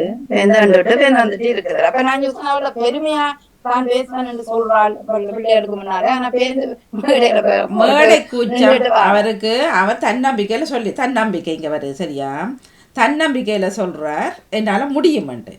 மேடைக்கேற அவருக்கு மேடை கூச்சம், மேடை வெக்கம், அது ரெண்டும் மாற்றுது. மேடையில போன ஒரு பயம், அதுக்கு இதண்டு தெரியல எனக்கு. அது சரியா வேண்டாம், நாங்கள் அதை தேடி பார்ப்போம். முடிஞ்சது அதோட. எனக்கு என்ன சிந்தனை வந்தது என்றால், அதாவது மரத்துக்கு எல்லாம் இலகளை இழந்த மரங்கள் நிக்கிறத பார்க்க பெரிய ஒரு சோகமா நாங்க நினைத்து கொள்ளுறோம். ஆனா சில நேரம் மரம் உறுதியாக நான் நிக்கிறேனே என்று நினைச்சு கொள்ளும். நான் ஏன் நீங்கள் சோகம் அப்ப அப்படி பார்க்க அந்த மரத்தில இருக்கிற அந்த துளிகள் இருக்குதானே, பனித்துளிகள், அந்த பனித்துளிகள் கொஞ்ச நேரம் இருக்குது பேர்ந்து கண்டு விழுகுது. அப்ப அதை பார்க்க நான் பார்த்தேன், மனித வாழ்க்கையும் இப்படித்தானோ உண்டு. அதாவது ஒரு குறுகிய கால வாழ்க்கை தான் எங்களோட வாழ்க்கை என்று சொல்லுறோம். அது ஒரு கொஞ்ச நேரம் இருக்குது, பேர்ந்து பார்த்தா அந்த வெப்பநிலைக்கு இது உருகி உருகி விழுகுது, உருகி உருகி விழுது. அதை பார்க்க எங்களுக்கு அழுகிற மாதிரி எங்களுக்கு தோட்டம் தெரியும். ஆனால் பார்க்க அந்த அந்த அந்த கிளையில நிக்கிற அவ்வளவு நேரம் தான் அதில் வாழ்க்கையோ என்று எண்ண தோன்றுது. அது மாதிரிதான் எங்களோட மனித வாழ்க்கையும் இன்றைக்கு இருப்பவர் நாளைக்கு இல்லை என்ற மாதிரி அந்த குறுகிய கால வாழ்க்கையை அந்த மரமும் அந்த பனித்துளியும் எனக்கு சொல்லி வைக்கிறதா என்ற ஒரு எண்ணம் எனக்கு காலையில போய்கிட எனக்கு ஏற்பட்டது. அதைத்தான் சொல்லலாம் இருக்கிறேன். நன்றி. இல்லை அதான் நேற்றே பொழுது சொன்னார், இறந்திருக்கிறார் ஒருவர், 99 வயசு அவருக்கு. சரியா, ரஜினி நம்பம்மா. அவருக்கு இப்போ வாரது 100 வயசு, வார கிழமை பாருங்க. ஆனால் அவரை நான் கடைசி அவருக்கு ஒரு 85-86 வயது இருக்கக்கலாம் நான் இடத்துல பார்த்துருப்பேன்னு நினைக்கிறேன். இல்லையாண்ட ஒரு நம்பிக்கை, இல்லையோன்ற ஒரு உற்சாகமாக தான் தெரிவார் இதுகளில், யாரோட உதவியும் தேவையில்லை அப்படி இப்படியாண்டு. அப்போ எவ்வாறு ரஜினி நடிச்சு வந்துருக்கிறாரு. அப்போ அவர் சொன்னார், தான் உடுப்பு மாற்ற போனேன் மணியக்கா, மாற்றி அங்கே போய் மாற்றிட்டு வந்தேன். அப்போ அதில் நிற்கத்தான் கொஞ்சம் பேரை கொண்டு அதில் விடணும் அப்படின்னு சொன்னார் அந்த இடத்துல. ஏன்னு சொன்னால் இப்போ பார்த்தாலும் எங்கனாலும் ஓடிட்டார் அவர், மின்னல் மாதிரி ஓடிட்டார். சரியா, அப்போ சொன்னார் அதில் கொஞ்சம் பேரை கொண்டு போய் நிப்பாட்டணும். ஏன்னு கேட்டால், எனக்கு அது விருப்பம், என்ற சொத்து, இந்த வீடை விற்று அவர் தன்னென்று சொல்லாமல் இப்படி தான் நடக்குது நாட்டில் உலகத்தில். இது என்ற உனக்கு நாங்கள் 5 பிள்ளைகள் இருக்கிறோம், எனக்கு 5 பேரையும் பிரிச்சுத்தா, இல்லாட்டி எனக்கு மட்டும் மொழித்தா, எவ்வளவு சொத்து பிரச்சனை நடக்குது. இப்போ இருக்கிறவனுக்கு கேட்குறான், இல்லாதவனுக்கு கொடுப்ப மட்டும் நினைக்கிறான். இல்லை, அதில் போகத்தான் தெரியுது மனுஷ வாழ்க்கை இவ்வளவுதான். நான் நீங்கள் சாரியாச்சும் கட்டிட்டு வந்துட்டீங்க வாரீங்க. இஸ்லாமிய மதத்தில் அதுவும் இல்லை, ஒரு வெள்ளை துணி அதை கொண்டு எப்படி ஒருத்தன் வந்தானோ அப்படி போகிறோம். இதுக்குள்ளேயே இவ்வளவு ஆசை, இவ்வளவு தற்பெருமை, இவர்கள் சொல்கிறது போல் இவ்வளவு ஆட்டம் ஏன் மனுஷனுக்கு? அந்த இடத்துல அதை நினைப்போம். பிறகு சரி, இங்கே வந்த பிறகு பழையபடி அதே கதவு துற வேணும் என்றது போல தான் அதை சொல்லியிருந்தார். அப்படி செல்வியாக்கா, உங்கள் பக்கம் சிந்தனை? வணக்கம் வாணி, நான் சொல்லிட்டு வரேன். முகமது நபி ஸல்லல்லாஹு அலைஹி வஸல்லம் இருக்காங்க தானே, அவங்க ஒரு இறை தூதர், இந்த சமுதாய இஸ்லாமிய மக்களுக்காக அனுப்பப்பட்டவர். அவரோட மனதுல கூட தற்பெருமை ஏற்பட்டது ஒரு ஹதீஸ் வந்திருக்கு. அப்படின்னு சொன்னா இல்ல நீங்க இப்ப சொல்றது இல்ல. இப்ப சரி, நீங்க இவ நவலாக்கா என்ன சொன்ன ஒரு வார்த்தை, என்ன சொன்னவா, தர்க்கம் புரியறது இல்ல. நீங்களும் ஏற்றுக்கொள்ள தன்னம்பிக்கை, தற்பெருமை வேற பாடி. தற்பெருமைன்னா ஒரு ஆட்கள் என்ன சொல்லுவாங்க கவனிச்சு பாருங்க, அவங்களோட அறியாம அவங்க பட்டியல் இடுவாங்க. இப்ப இவ்வளவு நேரம் நான் சொன்னது என்னது நீங்க திருப்பி சொல்றீங்க? நீங்க இப்ப சொன்னது உடுப்பு சம்பந்தத்தை சொன்னீங்க. எதையும் எல்லாத்தையும் என்ன பத்தியே நான் பித்து கொள்றது. சரியா, அப்ப நான் 4 கார் வச்சிருக்கிறேன், அதுவும் பர்சனல் நம்பர் பிளேட் போட்டு இருக்கிறேன். இது எனக்கு தேவையா? உனக்கிட்ட இருந்து நீ வச்சுக்கொள்ள. என் அண்ணர் வந்தார், இத்தனை கிலோ சாமான் தந்தார், எனக்கு தேவையா? நீங்க வச்சுக்கொள்ளுங்க. அப்ப அதுகளை நீங்க அதான் தற்பெருமைன்றது. இப்ப ஒரு பிள்ளை மேடைக்கு தன்னம்பிக்கையில ஏறுறது. ஓகே, தன்னம்பிக்கையில என்னால முடியும் போட்டு போய் அங்க 4 பேரை பார்க்க பிள்ளைக்கு மேடை கூச்சம் என்று சொல்லி தற்பெருமை. தற்பெருமை உங்களை பற்றி நீங்களே பீத்து கொள்றது. என்ன பொன்னாடையும் போறது கொண்டு அவனை என்னவோ சொல்லுவான், 2 நிமிஷம் தான் உனக்கு கண்டு சொல்லி. சரியா, 2 நிமிஷம் அந்த நிகழ்ச்சியை பற்றியே சம்திங் ஏதோ இது நின்று கொண்டு ஒன்ஸ் அப்பான் எ டைம் இத்தனை ஆண்டு எனக்கு இதுல இந்த பட்டம் கிடைச்சிது, இதுல இது கிடைச்சிது, இப்படி நான் படிச்சு உனக்கிட்ட அதே ஐயா கேட்டது. அதான் இப்ப கொடுக்கறதே இல்ல, மைக் கொடுக்கறதே இல்ல. அதுதான் வீரமான ஒரு குதிரையாக இல்ல. அப்ப அது அப்படி ஓடக்கூடிய குதிரை. இந்த பெரிய வசதியானாக்களை விட போட்டு போட்டு ஓடி முதலாவது வர குதிரை. அப்ப ஒரு வழிபோக்கர் வந்தாரா, அவரு நினைச்சாராம் உள்ளுக்குள்ள, நம்மட குதிரையோட இந்த வழிபோக்குற குதிரை எப்படி ஓட போகுது நினைச்சாராம். சிரிச்சுட்டு நம்பிக்கையோட எல்லாம் சொன்னாங்களா, குதிரையோட எங்க ஓட போகுது இந்த குதிரை. ஒரு மனதுக்குள்ள தற்பெருமை கொண்டுட்டாரு. தற்பெருமையும் தான் வழிபோக்குற குதிரை அப்ப கர்வத்துல சொன்னதுதான் அது. கர்வத்தை அப்ப அவருக்கு அந்த இடத்துல பசி ஒன்று இறங்கிக்காம், நீ மனதுல கொண்டது கர்வம். அதான் கர்வம் பண்றது. அப்ப இப்ப விளங்குது அவங்களுக்கு. தற்பெருமை விட கர்வம் வேறு. கர்வம் ஆணவம் ரெண்டு மூண்டாவரெல்லாம், தற்பெருமை கம்ப்ளீட்டா வித்தியாசம். அந்த எல்லாத்தையும் தீய சக்திகள்ல ஒன்றாகுமா. அப்ப அதற்கு இறைவன் அதை ஒரு உதாரணப்படுத்தி காட்டியிருக்காருன்னு சொன்னா நாங்க ஏமாத்துறோம். எங்களுக்கு 2 நகை இருந்தா நாங்க காட்டிக்கிட்டு சொல்லுவோம், இவ்வளவு இடுக்கி ஆனா நான் போடுறேன். கேட்டமா நம்ம கேட்டமா உடனே சாகப்புற வயசுல அதுவும் இல்ல. கடைசியா செத்த மனுஷியில மூக்குதியே வெட்டி கொண்டு வந்தாக்கள் இருக்கணும். அது ஏற்கனவே உள்ள ஜேர்ம்ஸ் எல்லாம் உள்ள பாக்டீரியா எல்லாம் உள்ள எத்தனையோ சிலர் வந்து ஒரு சென்டிமெண்ட்டுக்கு போட்டிருப்பினோம். நான் உறக்கும் வரைக்கும் இதை கலட்ட மாட்டேன்றாக்களும் இருக்கிறோம். சரியா நம்ப மாட்டீங்க வாணி. எங்களோட கணவர் சிங்கப்பூருக்கு போய் நான் கல்யாணம் முடிச்ச துண்டுல கால் சலங்க தங்கத்துல வாங்கி கொண்டு வந்தார். எங்களோட அம்மா இதை நீ போடக்கூடா, இதை நீ போடக்கூடாது, எங்களோட அம்மா தடுப்பா, போடவே இல்ல. நீ கைச்சீன போடு, கால்ல போடணும். இல்ல அது முன்மேல எனக்கு பிடிக்கிறேன். போடவே வேணாம். நீ இங்கேயும் முதல் தன்மையா இருக்கும்னு சொன்னாங்க. இல்ல அது வந்து நாங்க மிதிக்கிற தன்மை அது.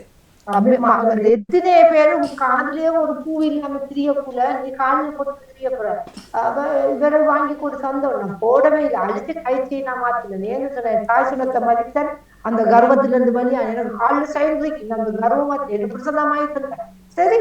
அது கர்வத்துல முதல் உச்சம் என்று சொல்லப்படுகிறது. சில விடயங்களை நம்ம சொல்றாங்கன்னு நாங்க தூக்கி எறிஞ்சிட்டு போகக்கூடாது. இதுக்கி என்று சொல்லுவார்கள். அது கர்வம் என்று சொல்லப்படுகிறது என்று மார்க்கம் சொல்லுகிறது. இருக்கு உங்கள்கிட்ட இருக்கு, நீங்க வாங்குங்க. நீங்க தங்கத்தால் அலங்கரித்தாங்க, நான் வைரத்தால் அதை யாரு கேட்டா? அதை நாங்க பிளி காட்டுறது கர்வம் என்று சொல்லப்படுது. அதான் நான் சொல்ல வந்தேன். அதுல இருந்து அல்லா பாதுகாக்க வேணும், இல்லாலையும் என்று சொல்ல வேணும், இன்சா அல்லான்னு சொல்ல வேணும். ஒரு நிகழ்ச்சி நடக்கக்கூட இறைவன் நாடினா அவ்வளவுதான். இல்லாட்டி ஒன்றும் இல்லை, நாங்க சபூர் பண்ணி கொண்டு போக வேண்டியது. நன்றி, வணக்கம். இன்சியல்லா நாடினார்தான் அதை நீங்கள் இப்ப 9:13 தொடங்கி நீங்கள் 10:20 போச்சு. பாத்தீங்களா நேரத்தை நாங்க அங்க மணி 9:43 வந்தவர. சரி, அடுத்த நிகழ்ச்சி இல்லாத வேற விட்டு வச்சேன். இல்லாட்டா இது என்ன ஷேர் நிகழ்ச்சி இல்லை, 2 பக்கம் அவர் போட இல்லை. அப்ப நீங்க வச்சுதான் ரெடி ஆகுங்க. அப்படி செய்வதாக இருந்தாலும் உங்களோட நேரத்துக்கு அவர் செய்ய நானும் பார்த்தேன். நான் வஜிதாக்கு சொல்லுவோம் இல்ல, அவர் 2 பக்கம் தகவல் போடல. நானும் இப்ப பார்த்தேன். சரி, அந்த நேரத்தை நீங்க போட்டுட்டாரா? வர மாட்டேன், இணைய மாட்டேன். இல்ல, 2 பக்கம் போட இல்லை. இல்ல போடு, அதான் நானும் பார்த்தேன். நான் போடு வஜ்ஜ ரெடி ஆகுங்க. சிவதர்ஷினியை தொடர்ந்து நீங்க ரெடி ஆகுங்க. நேற்றே சொன்னேன் நான் நிகழ்ச்சி நாளைக்கு 90% தெரியாது. நீங்கள் இதுக்கு முன்னுக்கு வர்றதுக்கு ரெடி ஆகுங்க. கைமருத்தம் எல்லாம் கிடைக்கும் இந்த வருஷம். ஏன்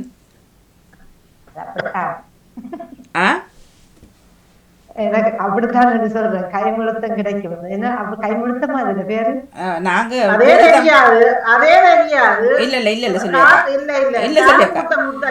எங்கட இன்றைக்கும் இருக்கு கைமுழுத்தம். நான் சொல்றேன், நாங்கள் கை விசேடத்தை கைமுழுத்தம்னா சொல்றேன். கைமுழுத்தம் சொல்றது ஊர்லயும் இப்பவும் கைமுழுத்தம் சொல்றது. வாணி இது என்னன்னா எனக்கு உங்களுக்கு பிரச்சனை இல்லை. 2-3 பகுதியால கைமூத்தம் பெரு நீங்க இப்ப 2 பேரும் பேசுறது எனக்கு உண்மையில விளங்க இல்ல. அவர் சொன்னார் உங்கள்கிட்ட இருந்து கைமுழுத்தம் வரும். இப்ப என்னத்தை சொல்றீங்க? அது